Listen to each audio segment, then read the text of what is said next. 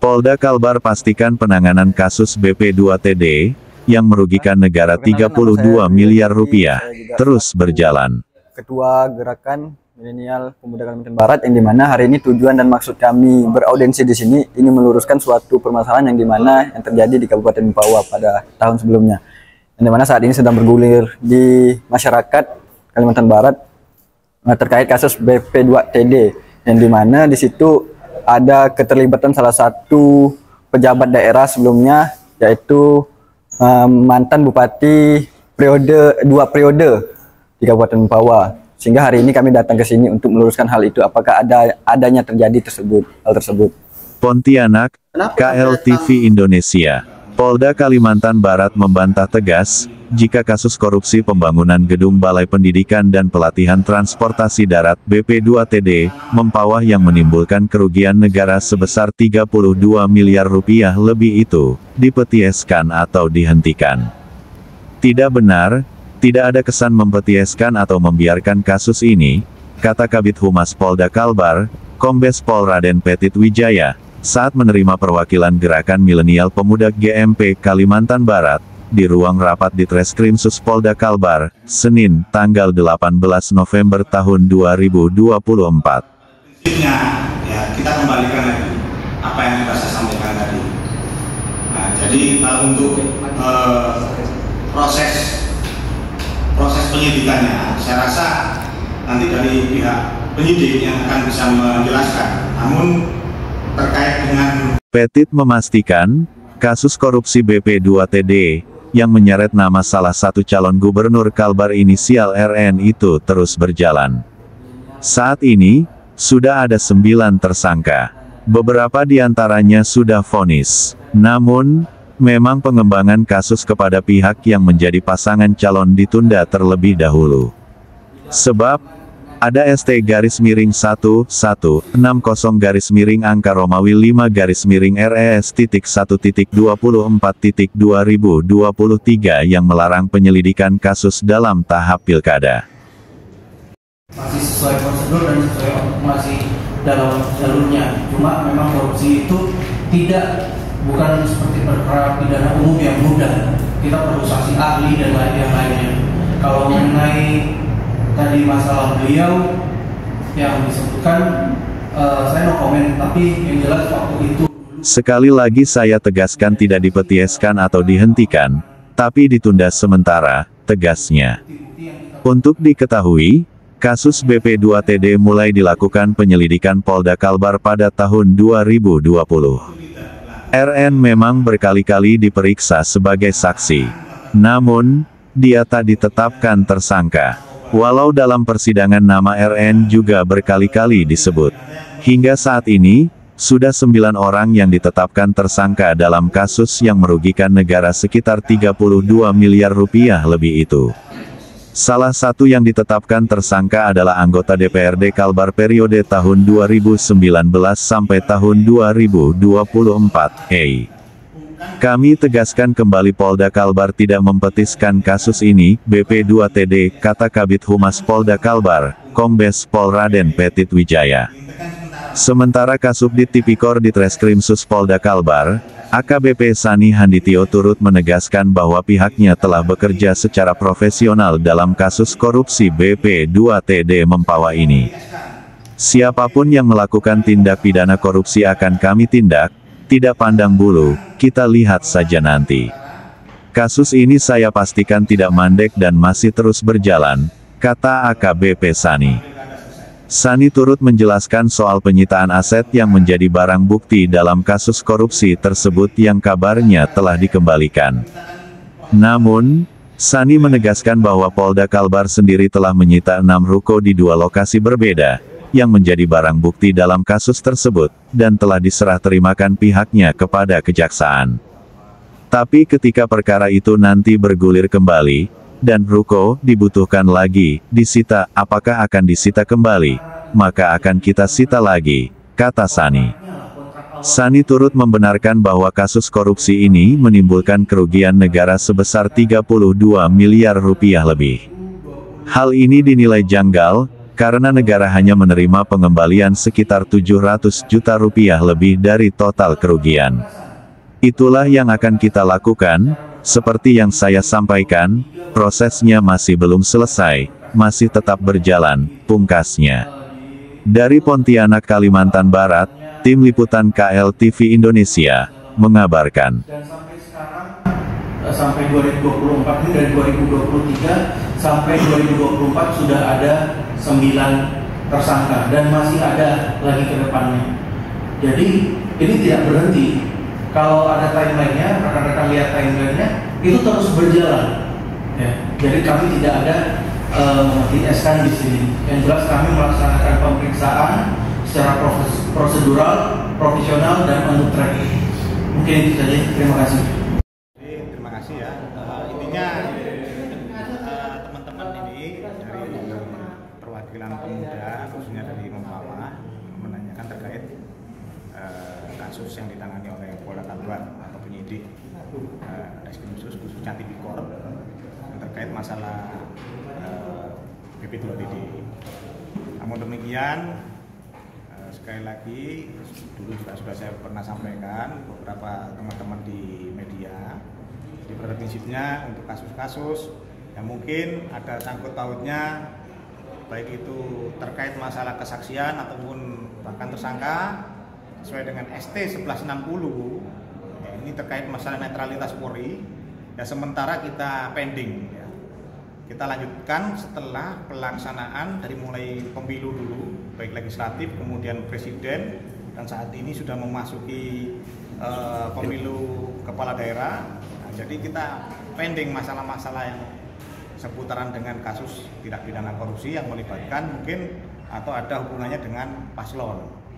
Namun demikian ditekankan kembali bahwa saya sampaikan kepada teman-teman tadi, intinya Polda Kalbar tidak memeti-eskan kasus ini. Ya, kasus ini tetap berjalan. Ya.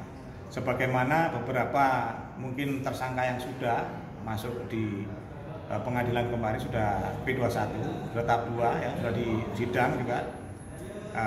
Itu sudah.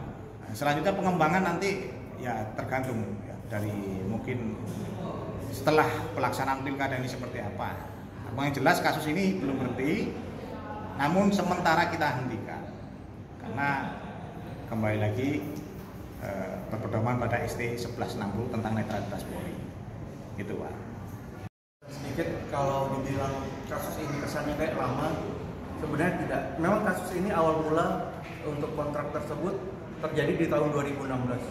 Ya, di 2016 kita mengetahuinya di tahun 2000 sekitar 2020 dan mulai melakukan penyelidikan, kemudian kita menemukan bukti-bukti ditingkatkan ke penyidikan. Di situ setelah penyidikan beberapa tahun ditemukan, kemudian kita meminta ahli untuk menghitung berapa sebenarnya kerugian negara. Sehingga pada tahun 2023 kita mulai mengirimkan berkas dan sudah ada sampai saat ini sudah ada 9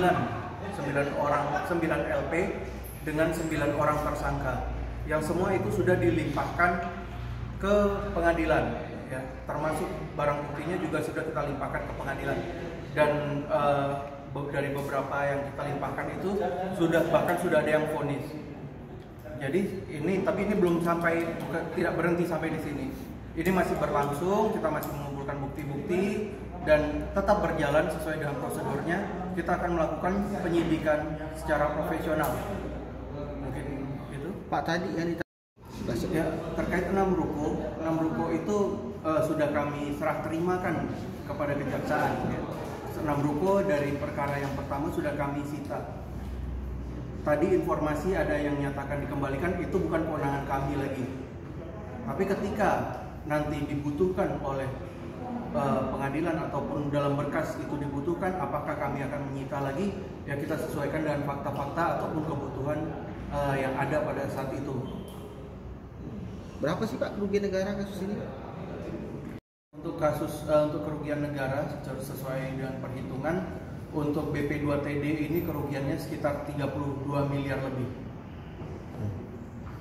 Informasinya kan itu. Itulah yang akan kita lakukan, kita selidiki untuk kedepannya bagaimana. Makanya saya sampaikan bahwa ini prosesnya belum selesai, jadi masih tetap berjalan. Untuk kedepannya kita lihat lagi atas bukti-bukti yang akan kita temukan dalam penyidikan selanjutnya. Kembali kepada seluruh masyarakat bahwa Polda Kalbar saat ini ya, sedang melaksanakan operasi Mantap Praja Kapuas 2024 dalam rangka pengamanan pemilu kada, ya, baik itu bupati, wakil bupati maupun gubernur dan wakil gubernur. Nah, jadi kita ada satgas-satgas. Nah, satgas-satgas ini sudah dibentuk di Polda, ya, termasuk juga nanti ini kita akan ada satgas untuk memantau, ya, adanya money politik.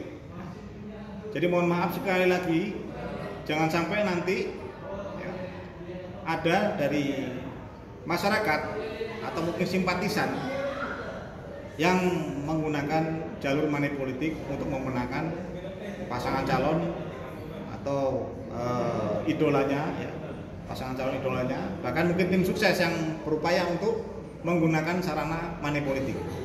Ya.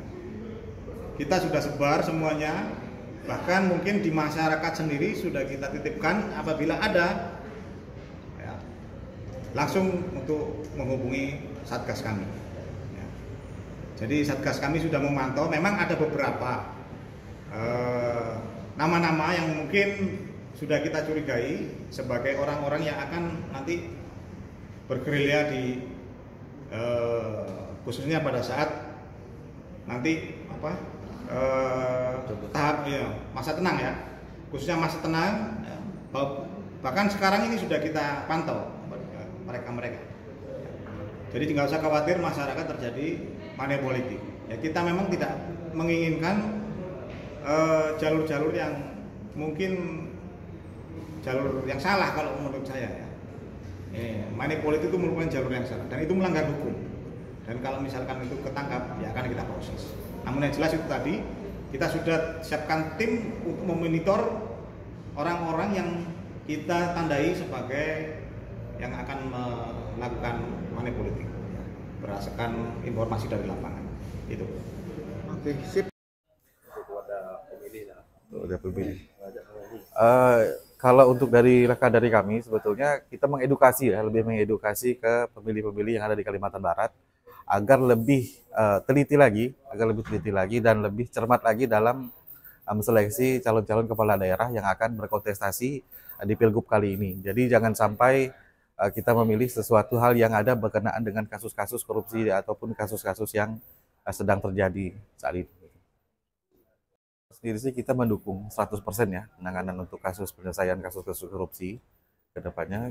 Karena memang untuk saat ini kita memahami juga situasi memang dari pihak Polda sendiri tidak mau istilahnya tidak ingin terlibat dalam kisruh politik gitu ya. Nah itu kita pahami juga sih sebetulnya. Jadi tidak ada masalah.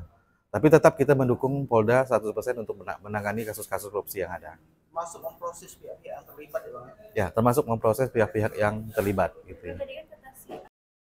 Gitu ya. Rombongan di sini juga.